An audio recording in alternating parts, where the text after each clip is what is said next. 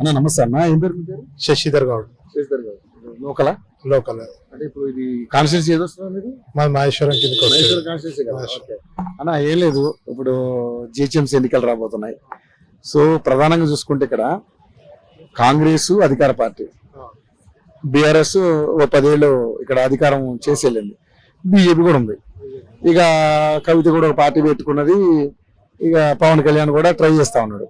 So ఇప్పుడు డివిజన్లు పెరుగుతున్నాయి, కార్పొరేటర్లు కూడా పెరిగే అవకాశం ఉంది. కాబట్టి ఆల్రెడీ పెరిగిన డివిజన్ ఎలా ఉండిపోతున్నాను అంటే ఇప్పుడు ఈ మీ మహేశ్వర కాన్స్టిట్యూన్సీలో మీకు వాటర్ కానీ డ్రైనేజ్ కానీ ఇటువంటి సమస్యలు ఉన్నాయి. ఏంటి ఒక వాటర్ కానీ అభిప్రాయం ఏంటి? ఇది తప్ప వేరే అడగన్న. వాటర్ కానీ అభిప్రాయం అంటే నా అభిప్రాయం ఏంటంటే బీజేపీ ఉంటే బాగుంటుంది అనేది నా ఆలోచన. అవునా?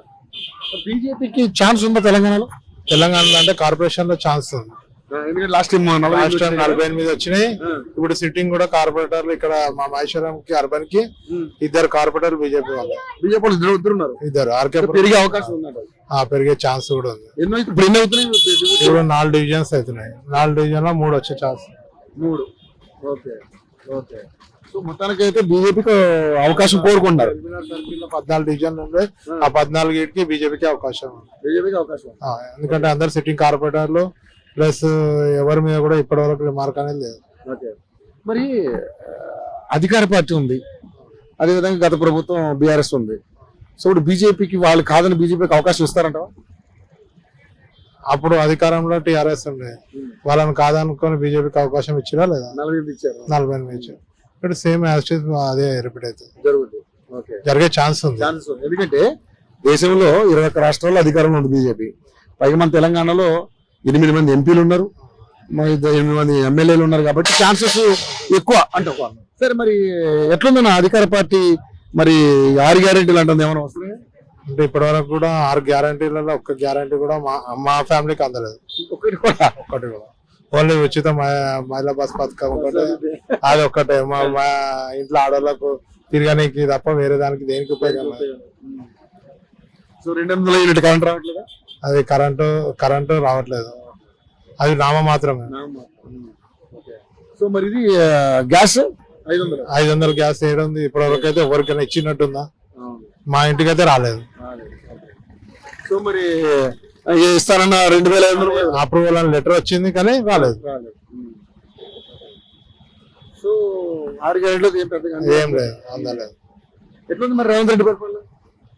రేవంత్ రెడ్డి పరిపాలన అంటే ఏం చెప్తామన్నా, ఎలా ఉందంటే అన్ని ప్రభుత్వాలు ఇప్పటివరకు ఎట్లా నడిపించినా ఈ ప్రభుత్వం కూడా అలా నడుపుతుంటే మార్పు అనేది ఏదే లేదు. సో డెవలప్మెంట్స్ లేవు, పథకాలు అమలు లేదు. రైతుల కన్నా బాగుందా పూరి?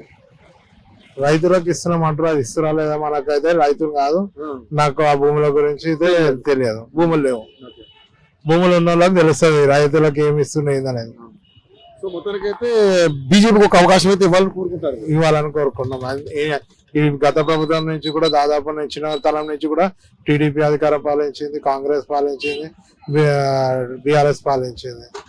ఇప్పుడు బీజేపీ కూడా ఒకసారి ఇస్తే ఛాన్స్ బాగుంటుంది, కానీ అందరు అట్లా మార్పు ఆలోచిస్తే బాగుంటది. కానీ మరి ఇప్పుడు ఎస్ఐఆర్ వచ్చింది, ఇది ఓట్లు దొంగ ఓట్లు పోయి అక్కడ ఇక్కడ డబుల్ ఓట్లు మొత్తం పోయి నీట్ చాలా ఉపయోగం ఉంది, చాలా ఉపయోగం ఉంది. ఇప్పుడు ఓటర్స్ అనేటోళ్ళు డబల్ అనేది ఉండదు. ఇప్పుడు ఏడా సింగిల్ డిజిట్ తోనే ఓటర్ తోనే మనకు అధికారాలు అనేటివి వస్తాయి. సో మంచిది అంటావు? మంచిది, ఎస్ఆర్ చాలా మంచిది. ఒక్కొక్కరికి 2 ఓట్లు ఉన్నాయి, 3 ఓట్లు ఉన్నాయి. సో దానివల్ల చాలా ప్రాబ్లం. ఇప్పుడు ఎవరు ఏడా చేయించుకోవాలనుకుంటే అక్కడ చేయించుకుంటారు. ఒకటే ఓటు, 1 నేషన్ 1 రేషన్ అన్నట్టు. 1 నేషన్ 1 ఎలక్షన్, అంతే. సూపర్, థ్యాంక్ యూ అన్న, థ్యాంక్ యూ సార్.